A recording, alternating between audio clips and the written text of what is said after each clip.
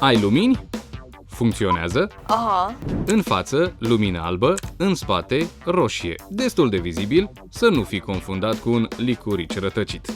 Luminile nu sunt suficiente. Este obligatoriu ca bicicletele să fie dotate și cu catadioptrii. Ochi de pisică, albi în față, roșii în spate și galbeni portocalii pe roți.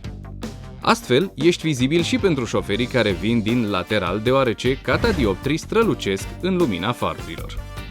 Să fie lumină! Da, să fim vizibili în siguranță. Verifică ghidonul să nu agațe. Trebuie să te bazezi pe sistemul de direcție. Dacă ghidonul se învârte ușor stânga-dreapta, ai grijă să nu-ți atingă genunchiul când pedalezi. Da, și soneria este importantă, dar mai întâi puneți casca.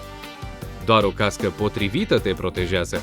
Dacă îți cade pe nas sau este prea strâmtă de parcă ai fi un dragon cu două capete, e clar, nu-i casca ta.